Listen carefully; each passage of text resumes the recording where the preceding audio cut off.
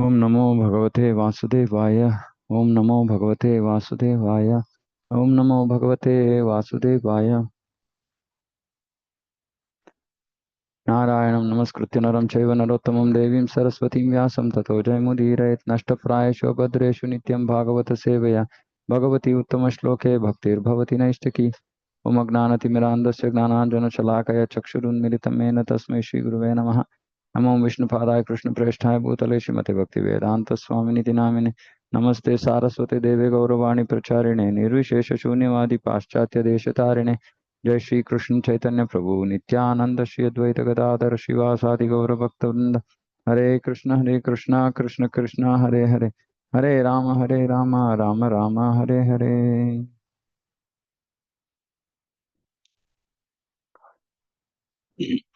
Okay, so we are continuing. We finished Ajamila, story of Ajamila, and then now we are moving ahead from there in the 6th canto. We are now going to discuss a little bit about Vrtrasura. So some background I'm going to read the summary that Srila Prabhupada has given for a few of these chapters, and then we will discuss a couple of chapters in little bit more detail. So this is chapter 7. Indra offends his spiritual master Brihaspati. As related in this chapter, Indra, the king of heaven, committed an offense at the feet of his spiritual master Brihaspati. Brihaspati therefore left the demigods, who then had no priest. However, at the request of the demigods, Vishwarupa, the son of the Brahmana Twashta, became their priest. Once upon a time, Indra, the king of the demigods, was sitting with his wife Sachidevi and being praised by various demigods like Siddhas, Charanas, Gandharvas. When Brihaspati, the spiritual master of the demigods, entered the assembly, Indra, being too absorbed in material opulence, forgot himself and did not respect Brihaspati, who thus became aware of Indra's pride in his material opulence and immediately disappeared from the assembly to teach him a lesson. So what was the offense that Indra created? That he was sitting in his whatever palace or this one's assembly with all his other, other demigods and who are all glorifying him, etc., etc. And then Brihaspati, spiritual master, enters the assembly, but Indra, being too absorbed in material opulence, meaning he thought he was like, such an important person that he forgot himself and did not respect Brihaspati. Brihaspati becomes aware of Indra's pride and he immediately disappears from the assembly to teach Indra a lesson. Indra became most repentant. So immediately Indra feels bad that he realizes that he's done a mistake. He becomes repentant, understanding that because of his opulence, he had forgotten to respect his spiritual master. So he becomes repentant. He left the palace to beg pardon from his spiritual master, but could not find Brihaspati anywhere. Because of his disrespectful behavior toward his spiritual master, Indra lost all his opulence and was conquered by the demons who defeated the demigods in a great fight and occupied Indra's throne. See, this is very important. Disrespectful behavior towards Guru, then we lose everything. So Indra lost his throne. So the demons occupied Indra's throne. King Indra, along with other demigods, later took shelter of Lord Brahma. Understanding the situation, Lord Brahma chastised the demigods for their offense to their spiritual master. So he chastises. So a spiritual authority is supposed to chastise. Following Lord Brahma's orders, the demigods accepted Vishwarupa. Following Lord Brahma's orders, demigods accepted Vishwarupa, who was a Brahmana and the son of Twasta, as their priest. Then they performed yagnas under the priesthood of Vishwarupa and were able to conquer the demons. So disrespectful behavior, he lost his throne, then he goes to Brahma, then Brahma chastises them and then instructs them to accept Vishwarupa as their priest, and they accept Vishwarupa as their priest. They perform various yagnas and they were able to conquer the demons. So See, we can understand here two things. One is how important it is to respect the spiritual master and not disrespect him. Second, also this punya, like having throne, the throne of Swarga is a matter of punya. And then there are various, like looks like some karmakanda yagnas, etc., which were done, and they regained their power. So many things are there, in Krishna's creation. Okay, so they were able to conquer the demons. Okay, now this is chapter 7. So chapter 8, Narayana Kavacha. So there is a shield called Narayana Kavacha, which is a mantra shield, which is a shield of mantra. So here, to take protection from the shield, one must first touch kusha grass and wash one's mouth with achamana mantras. One should observe silence and then place the 8-syllable Vishnu mantra on the parts of his body and place the 12-syllable mantra on his hands. The 8-syllable mantra is Om Namo Narayanaya. And the mantra should be distributed all over the front and back of the body. The 12-syllable mantra, which begins with the pranava, Omkara, is Om Namo Bhagavate Vasudevaya. So there are two mantras, Om Namo Narayanaya, Om Namo Bhagavate Vasudevaya. And then there is some process to place the syllables, aksharas, on different parts of the body.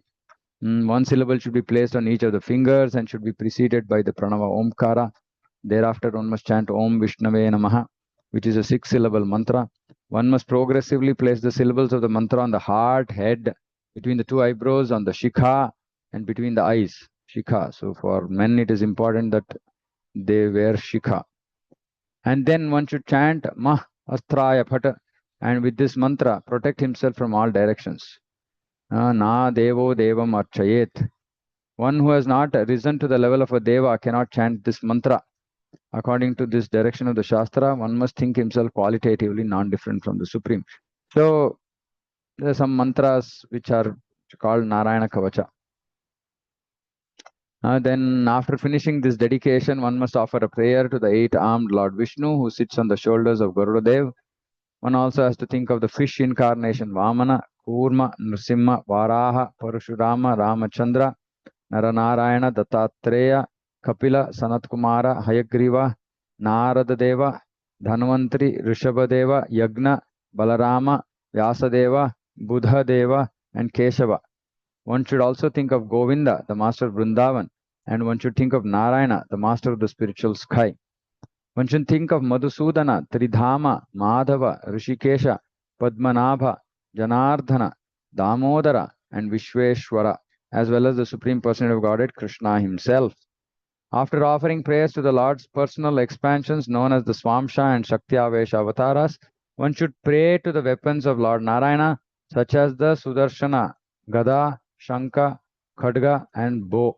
After explaining this process, Shukadeva Goswami told Maharaj Parikshit how Vishwarupa, the brother of Vrtrasura, described the glories of the Narayana Kavacha to Indra. So there is this Narayana Kavacha which is not different from Vishnu.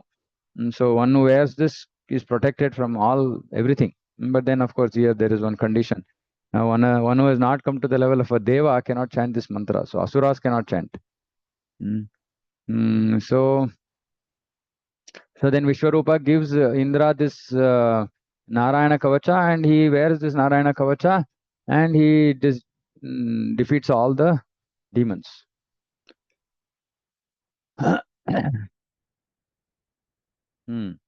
Vishwarupa secretly, because of the affection of for the demons, because Vishwarupa's mother was a demon, Vishwarupa secretly supplied them remnants of yagna. So he is doing yagna for the devas, but he is also secretly supplying the yagna shishta to the demons, which is not correct. When Indra learned about this, he beheaded Vishwarupa. But he later regretted killing Vishwarupa because Vishwarupa was a Brahmana. Although competent to neutralize the sinful reactions for killing a Brahmana, Indra did not do so. So even if he is as great as Indra, if he does a papa, he cannot escape from it. So he killed a Brahmana. So there is a sinful reaction. Indra was competent enough to neutralize the sinful reaction, but he did not do so. Instead, he accepted the reactions. Later, he distributed these reactions among land, water, trees, and women in general. So there is description in this chapter about various things about as to how these four entities got part of this sinful reaction: land, water, trees, and women. So you can read this chapter for more information. This is chapter 9, 6th canto, chapter 9. Since the land accepted 1/4 of the sinful reactions, a portion of the land turned into desert. The trees were also given 1/4 of the sinful reactions, and therefore they drip sap, which is prohibited from drinking, for drinking. The trees drip sap. Because women accepted 1/4 of sinful reactions, they are untouchable during their menstrual period. Now, please understand. So this is a result of a sinful reaction that was accepted by womanhood as overall. Since water was also infested with sinful reactions, when bubbles appear in water, it cannot be used for any purpose. It should again not be drunk. We have to move the bubbles away and then collect water. So this was the result of killing Vishwarupa, that Indra had to bear this sinful reaction. He didn't neutralize it, but he distributed it to other entities. Now, after Vishwarupa was killed, his father Twashta performed a sacrifice to kill King Indra. Unfortunately, if mantras are chanted irregularly, they yield an opposite result. This happened when Twasta performed this yagna. While performing the sacrifice to kill Indra, Twasta chanted a mantra to increase Indra's enemies, but because he chanted the mantra wrong, the sacrifice produced an asura named Vrtrasura, of whom Indra was the enemy. When Vrtrasura was generated from the sacrifice, his fierce features made the whole world afraid, and his personal effulgence diminished even the power of the demigods.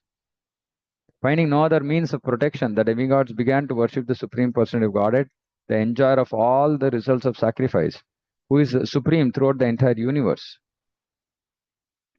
The demigods all worshipped him because ultimately no one but him can protect a living entity from fear and danger. Seeking shelter of a demigod instead of worshipping the Supreme Person of Godhead is compared to trying to cross the ocean by grasping the tail of a dog. A dog can swim, but that does not mean that one can cross the ocean by grasping a dog's tail. Being pleased with the demigods, the Supreme Person of Godhead advised them to approach Dadichi to begin to beg him for the bones of his own body. Dadichi would comply with the request of the demigods, and with the help of his bones, Vrtrasura could be killed. So the demigods take the bones of Dadichi, and the Vajrayudha of Indra, the thunderbolt weapon, is made by the bones of Dadichi. And Vishnu says that only this can be used to kill Vrtrasura.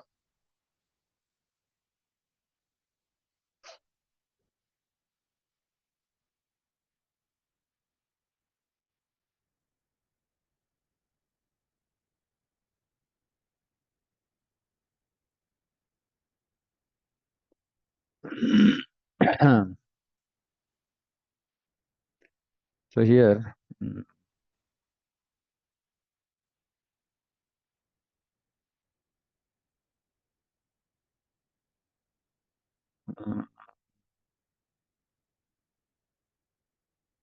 okay, this is actually, let's read this. Some demigods' prayers are there. Be good.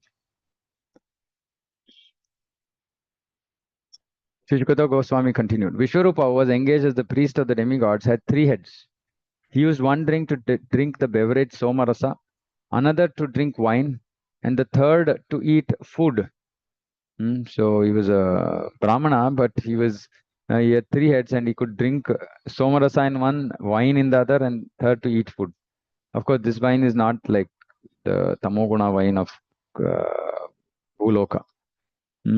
So King Parikshit, thus I have heard from authorities, because this is like, why is priest Brahmana doing all this? So Parikshit, Shukadeva Goswami is saying, see, I've heard this from authorities. The demigods were related to Vishwarupa from his father's side, and therefore he visibly offered clarified butter in the fire while chanting mantras such as Indraya Idam Swaha, meaning this is meant for King Indra, and Idam Agnaye, this is for demigods of fire. He loudly chanted these mantras and offered each of the demigods his proper share. So this is what happens when Yagna happens. You're offering Swaha, Swaha, Swaha. So this is all intended for different demigods. And also, if there is Yagna for Vishnu, Krishna, then it will be for him. Although offering clarified butter in the sacrificial fire in the name of the demigods, without knowledge of the demigods, he also offered oblations to the demons because they were his relatives through his mother. Once upon a time, however, the king of heaven, Indra, understood that Vishwarupa was secretly cheating the demigods by offering oblations on behalf of the demons. He became extremely afraid of being defeated by the demons and in great anger at Vishwarupa, cut Vishwarupa's 3 heads from his shoulders. The head meant for drinking Somarasa was transformed into a Kapinjala, francolin partridge type of bird. Similarly, the head meant for drinking wine was transformed into a Kalavinka, sparrow. And the head meant for eating food became a tittiri, common partridge. Although Indra was so powerful that he could neutralize the sinful reactions for killing a Brahmana, he repentantly accepted the burden of these reactions with folded hands. He suffered for 1 year. See, he suffered for 1 year. And then to purify himself, he distributed the reactions for this sinful killing among earth, water, trees, and women.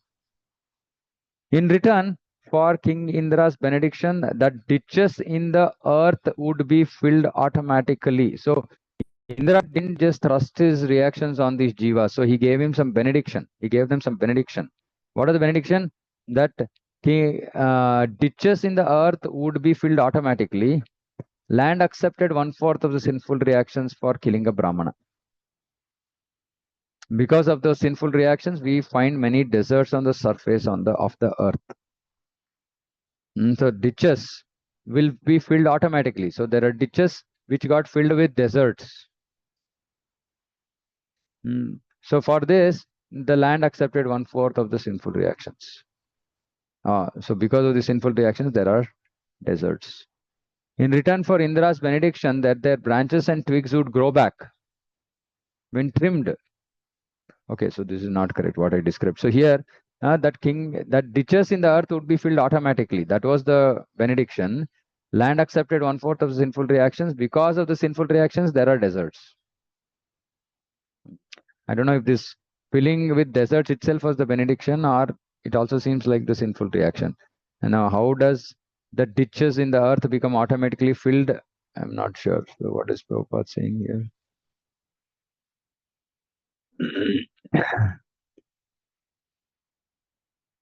No, he's not saying anything. He's saying because deserts are manifestations of the earth's diseased condition.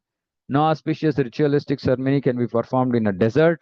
Persons destined to live in deserts are understood to be sharing the reactions for the sin of Brahmahatya.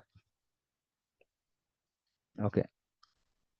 In return for Indra's benediction that their branches and twigs would grow back when trimmed, the trees accepted 1/4 of the reactions for killing a Brahmana. These reactions are visible in the flowing of sap from trees. Therefore, one is forbidden to drink this sap. So it is Indra's benediction that branches and twigs, when cut, when trimmed, they grow back. So they got this sinful reaction. 1/4 of the sinful reaction for Brahmatya is visible in the flowing of sap from trees. In return for Lord Indra's benediction that they would be able to enjoy lusty desires continuously even during pregnancy, for as long as sex is not injurious to the embryo, women accepted 1/4 of the sinful reactions. As the result of those reactions, women manifest the signs of menstruation every month. And in return for King Indra's benediction that water would increase the volume of other substances with which it was mixed. Water would increase the volume of other substances with which it was mixed. Water accepted 1/4 of the sinful reactions. Therefore, there are bubbles and foam in water. When one collects water, these should be avoided. After Vishwarupa was killed, his father Twasta performed ritualistic ceremonies to kill Indra.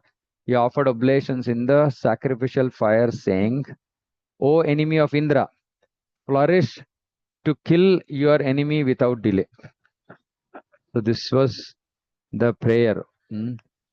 O enemy of Indra, flourish to kill your enemy without delay. Meaning, so some enemy of Indra has to be created. He will flourish to kill Indra without delay. Thereafter, from the southern side of the sacrificial fire known as Anvaharya, came a fearful personality who looked like the destroyer of the entire creation at the end of the millennium. Like arrows released in the four directions, the demon's body grew day after day. Tall and blackish, he appeared like a burnt hill and was as lustrous as a bright array of clouds in the evening. See, he appeared like a burnt hill, like so dark, but was still lustrous as a bright ray of clouds in the evening. The hair on the demon's head, demon's body, and his beard and mustache were the color of melted copper. So I make fun saying that when people are coloring their hair, some people color it copper. So this is hairstyle of asuras. And his eyes were piercing like the midday sun. He appeared unconquerable, as if holding the three worlds on the points of his blazing trident. Dancing and shouting with a loud voice, he made the entire surface of the earth tremble, as if from an earthquake.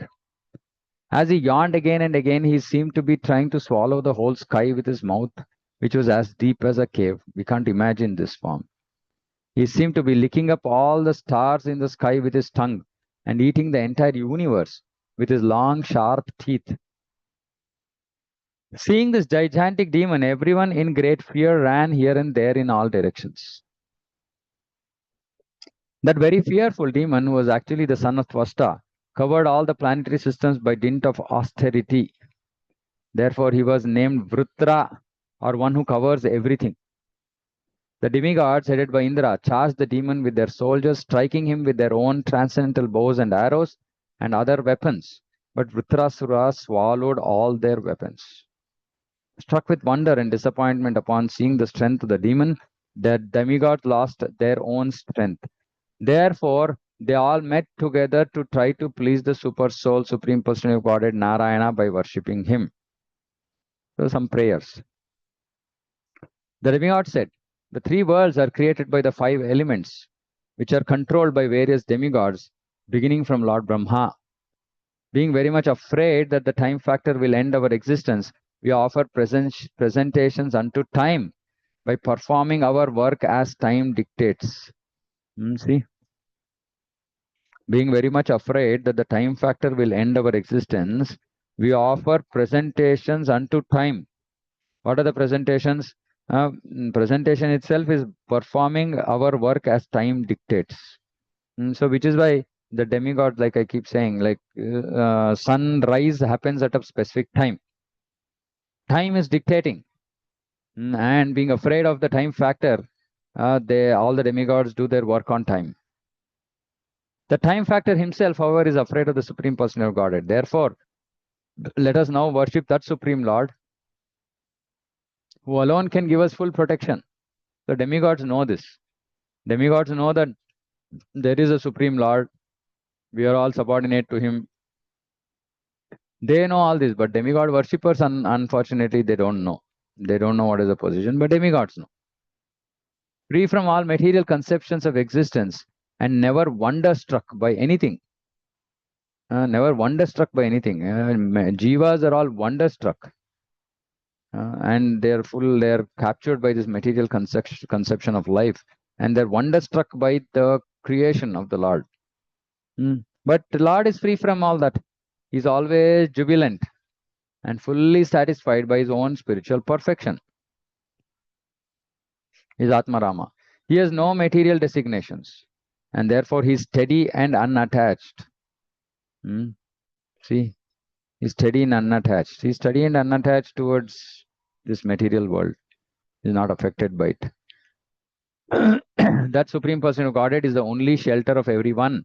Anyone desiring to be protected by others is certainly a great fool who desires to cross the sea by holding the tail of a dog. Nobody else can protect us.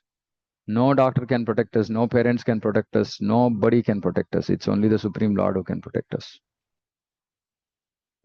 The Manu named King Satyavrata formerly saved himself by tying the small boat of the entire world to the horn of the Matsya Avatara. By the grace of the Matsya Avatara, Manu saved himself from the great danger of the flood. May that same fish incarnation save us from the great and fearful danger caused by the son of Tvasta. And because of this example of crossing the sea by holding the tail of a dog, so here he said, no, no, Satyavrata Muni held he didn't hold the tail of a dog. He held the horn of the Matsyavatara, or his small boat was tied to the horn of Matsyavatara, and Matsyavatara took him to safety. So, may that same fish incarnation save us. In the beginning of creation, a tremendous wind caused fierce waves of inundating water. The great waves made such a horrible sound that Lord Brahma almost fell from his seat on the lotus into the water of devastation. But he was saved with the help of the Lord. Thus, we also expect the Lord to protect us from this dangerous condition. So, demigods are giving examples of how Supreme Lord has protected his various devotees. Satyavrata and Brahma. So saying this, demigods are saying, okay, Lord, please also protect us. The Supreme Person of Godhead, who created us by his external potency and by whose mercy we expand the creation of the universe, is always situated before us as the super soul, but we cannot see his form. We are unable to see him because all of us think that we are separate and independent gods. See, this is the problem of the demigods, that they think that they are separate and independent, even though they are not supposed to be, as in they are elevated jivas. But still, demigods are saying, because we think that we are separate and independent, we cannot see him. But those devotees who don't think of themselves as independent and who love the Supreme Lord, they can see the Supreme Lord in their hearts. And demigods can't see Super Soul also.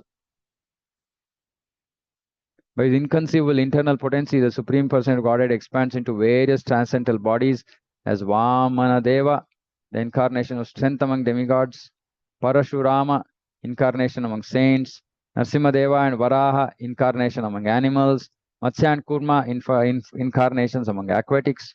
He accepts various transcendental bodies among all types of living entities, and among human beings, he especially appears as Lord Krishna and Lord Rama. By his causeless mercy, he protects the demigods who are always harassed by the demons. He is the supreme worshipable deity of all living entities. He is the supreme cause, represented as the male and female creative energies. Although different from the universe, he exists in his universal form, Vrtrupa. In our fearful condition, let us take shelter of him, for we are sure that the Supreme Lord, the Super Soul, will give us protection. The demigods prayed. So we can see here the difference between prayers of demigods and prayers of pure devotees. Pure devotees don't make such extensive prayer for protection. They will make extensive prayers to get a devotional service. This is the difference between Mishra Bhaktas and Shuddha Bhaktas. So the demigods are elevated, but they are mixed devotees. They have not come to the stage of pure devotion. So they are begging for protection. And the same thing we see when Indra pours so much of rain over Vrindavan. The Vrajavasis, they come to Krishna and tell him, Krishna, your dear cows and calves are very much afflicted. So they are very dear to you. So please protect them. And they also say, by the way, we are also your devotees, so you can also protect us. One line, that's all. Over. But there also the priority was for the cows and calves. This is pure devotion. Pure devotees, they don't pray. But here the Brajavasis are praying because they are not praying to Krishna, knowing Krishna as Supreme Lord. They are just praying to Krishna because for them they don't know anybody else apart from Krishna. Sri Shukadeva Goswami said, my dear king, when all the demigods offered him their prayers, the Supreme Person of Godhead, Lord Hari, carrying his weapons, the conch shell, disc and club, appeared first within their hearts and then before them. Because they were not able to see the Super Soul. So the Lord appeared first in their hearts and then before them. Surrounding and serving the Supreme Lord Narayana were 16 personal attendants, decorated with ornaments and appearing exactly like him, but without the mark of Srivatsa and the Kaustuba. So this is the difference between Narayana and his attendants. They look exactly like him, except that they don't have the Srivatsa and Kaustuba. O king, when all the demigods saw the Supreme Lord in that posture, smiling with eyes like the petals of lotuses grown in autumn, they were overwhelmed with happiness and immediately fell down like rods offering dandavats. Then they slowly rose and pleased the Lord by offering him prayers. So nice. See, the demigods, they made prayer and immediately the Lord appeared.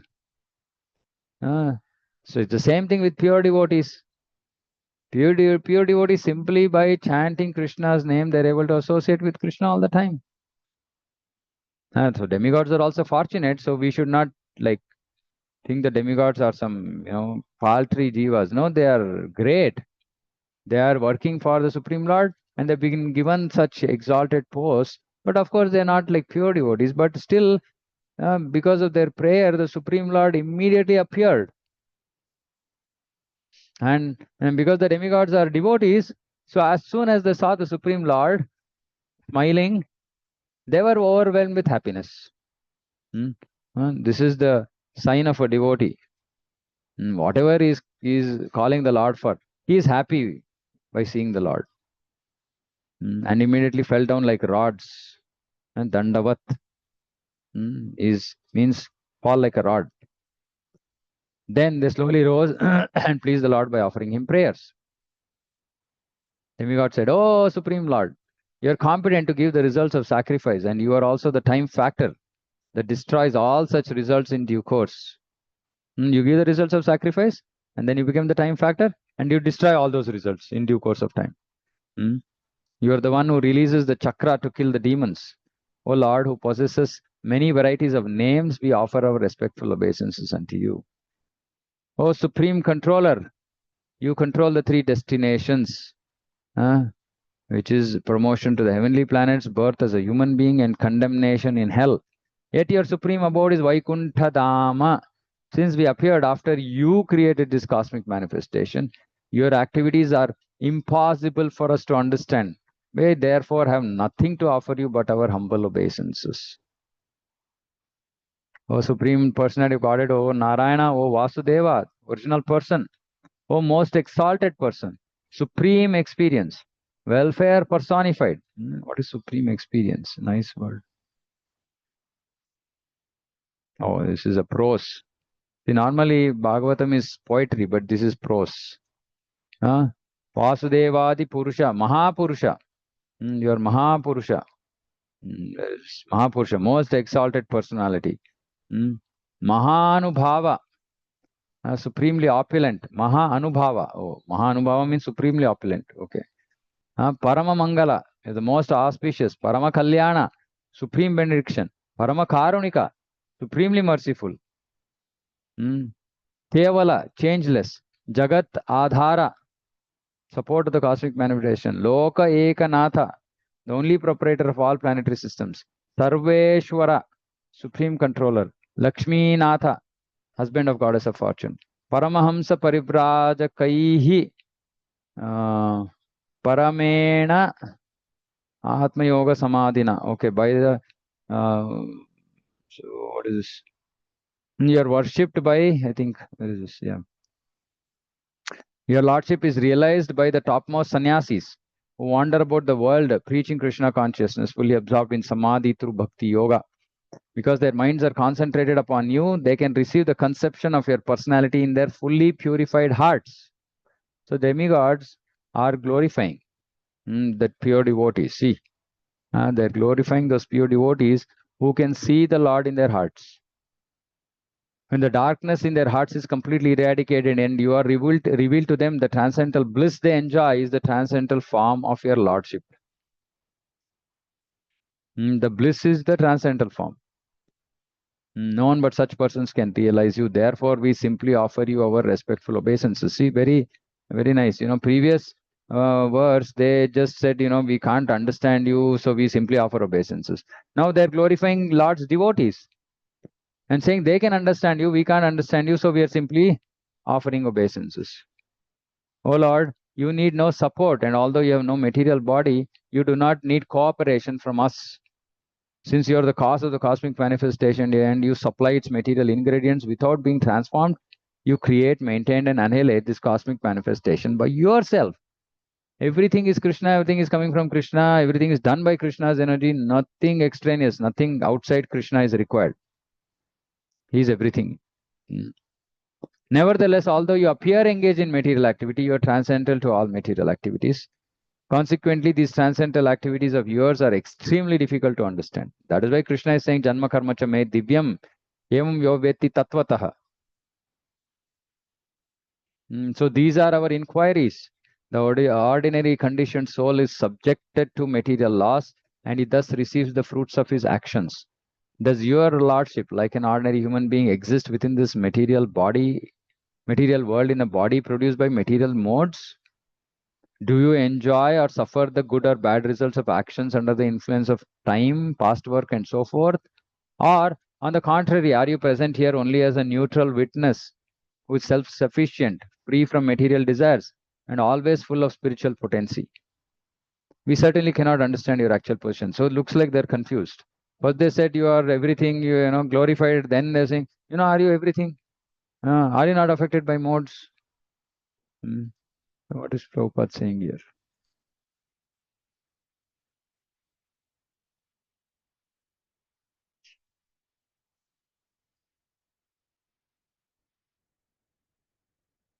No.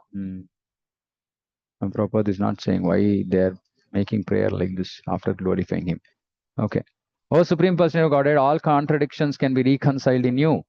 O Lord, since you are the Supreme Person, the reservoir of unlimited spiritual qualities, the Supreme Controller. See, again they are saying all this. Your unlimited glories are inconceivable to the conditioned souls. Many modern theologians argue about right and wrong without knowing what is actually right. Their arguments are always false and their judgments inconclusive because they have no authorized evidence with which to gain knowledge of you. So mundane wranglers, theologians, just, they don't know. Because their minds are agitated by scriptures containing false conclusions, they are unable to understand the truth concerning you. Furthermore, because of polluted eagerness to arrive at the right conclusion, their theories are incapable of revealing you, who are transcendental to their material conceptions. So Gnanis can't get to the Supreme Lord. Only the devotees can. That they've already said here. You're one without a second, and therefore in you, contradictions like doing and not doing, happiness and distress are not contradictory. Meaning, even if there is some display of all these things in the Lord, it's not contradictory. Your potency is so great that it can do and undo anything as you like. With the help of that potency, what is impossible for you? Since there is no duality in your constitutional position, you can do everything by the influence of your energy. A rope causes fear for a bewildered person who considers it a snake, but not for a person with proper intelligence who knows it to be only a rope. Similarly, you, as the super soul in everyone's heart, inspire fear or fearlessness according to one's intelligence. But in you, there is no duality. With deliberation, one will see that the Supreme Soul, although manifested in different ways, is actually the basic principle of everything within this material world. The total material energy is the cause of the material manifestation, but the material energy is caused by him. Therefore, he is the cause of all causes, the master of intelligence, manifester of intelligence and the senses. He is perceived as the super soul of everything. Without him, everything would be dead. You, as that super soul, the supreme controller, are the only one remaining. Therefore, O killer of the Madhu demon, incessant transcendental bliss flows in the minds of those who have even once tasted but a drop of the nectar from the ocean of your glories. So beautiful.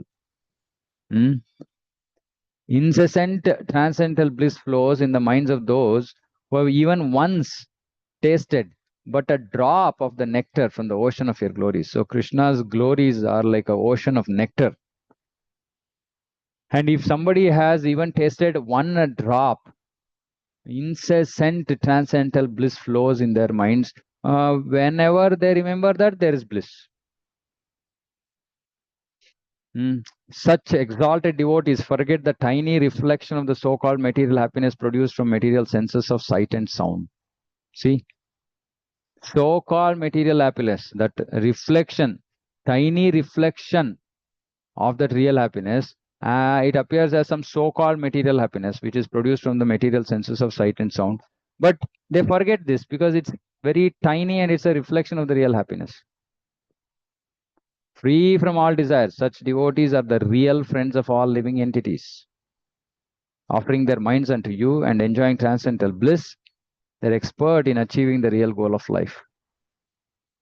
O Lord, you are the sole and dear friend of such devotees who never need return to this material world. How could they give up engagement in your devotional service? See, very beautiful verse describing the position of a pure devotee. And who is the devotee? Who has actually, who hears the glories of the Lord. He is the devotee. So, Shravanam. And what do such exalted devotees do? They forget this tiny so-called material happiness of this world. They forget it because they are experiencing incessant transcendental bliss by hearing Krishna's glories. And they're free from all desires. They don't have any material desires. Their only desire is to bring everybody to Krishna, which is desirelessness. So they are the real friends of all living entities. And they've offered their minds unto you, not to material things, not to family, not to money, not to position, not to this, not to that. No, they have offered their minds unto you. And yesterday I was discussing this in our Ulimau class, saying that, for us to control our mind, we have to offer our mind to Krishna, which means we should become fully attracted by Krishna. Then our mind naturally goes into him, into his thoughts. It doesn't then enter into material things. And when we offer our minds into Krishna, what happens? We enjoy transcendental bliss. So they are expert in achieving the real goal of life. So they know, and they're experts. They're experts, meaning they know perfectly well what is going to pull them away from this and what is going to pull them near their goal. So they're experts and they only do whatever is going to take them nearer to their real goal. And why they don't want to take any other path? Because no other path is going to give them happiness, because they've offered their minds to Krishna and they're experiencing transcendental bliss. Oh Lord, you are the sole and dear friend of such devotees. Demigods are saying you are only the soul and dear friend, meaning nothing else for them except Krishna. And they never need to return to this material world, but they might return if there is a project, if there is some mission for them, like having to come back and preach and take others back to Godhead, then they might come. So how could they give up engagement in your devotional service? So this is so amazing, one verse so nicely glorifying the devotees of the Supreme Lord. So those devotees, they don't have, why would they take up any other engagement? They won't take up any other engagement. How could they give up? Because they've experienced that bliss, which is what everybody is seeking for. And once they've experienced their bliss, they don't need to go anywhere else. They don't need anything else.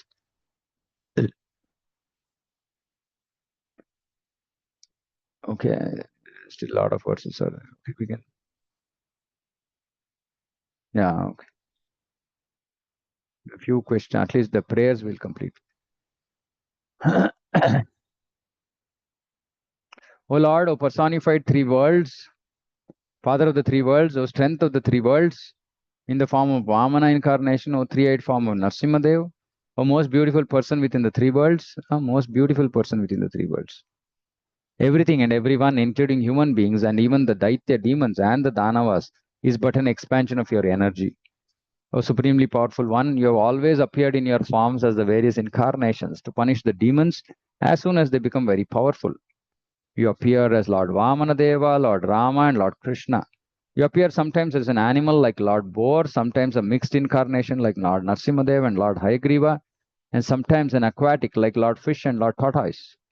Assuming such various forms, you have always punished the demons and the Danavas. We therefore pray that your Lordship appear today as another incarnation, if you so desire, to kill the great demon Vrtrasura.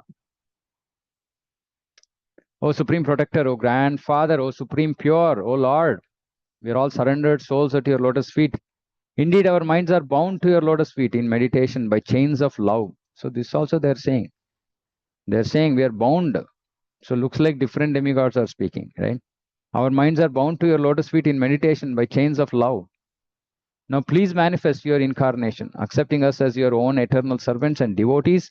Be pleased with us and sympathetic towards us. By your love-filled glance, with its cool and pleasing smile of sympathy, and by the sweet nectarian words emanating from your beautiful face, free us from the anxiety caused by this Vrtrasura who always pains the cores of our hearts.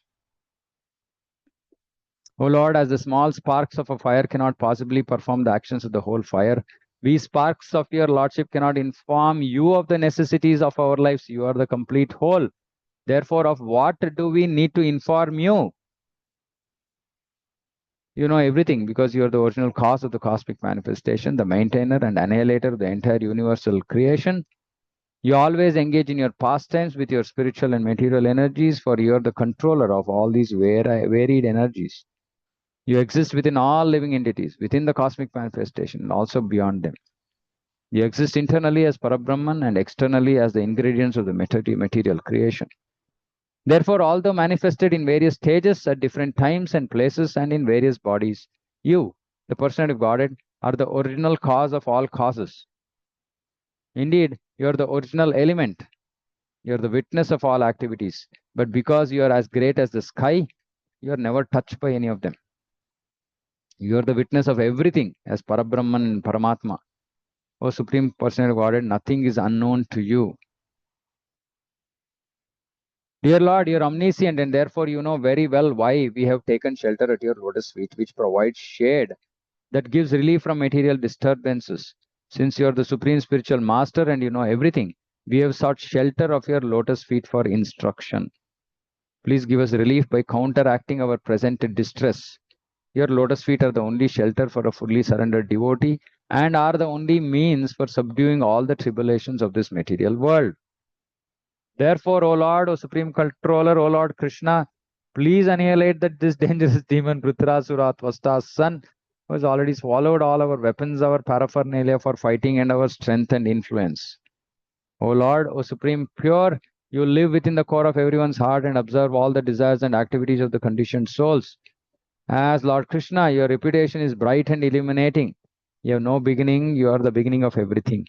This is understood by pure devotees because you are easily accessible to the pure and truthful.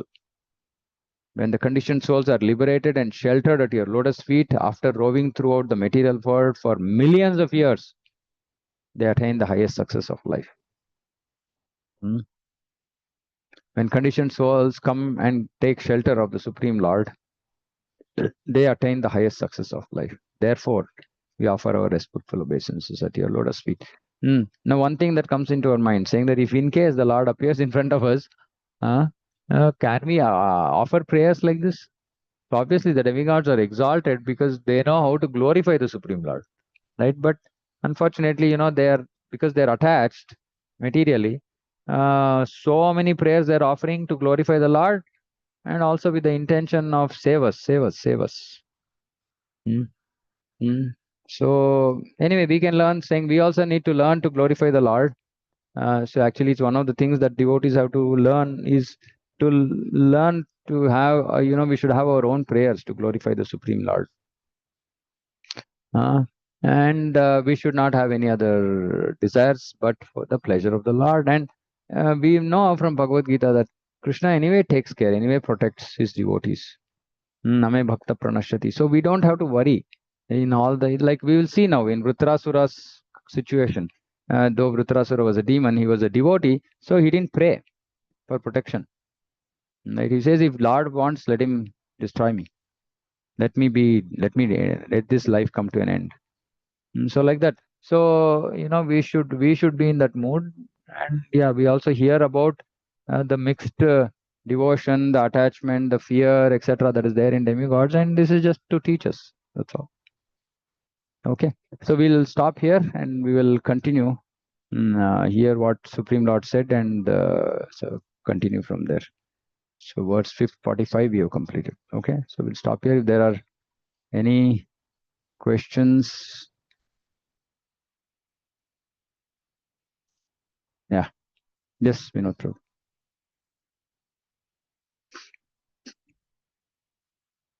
Yeah, Vinod Prabhu, you wanted to ask something?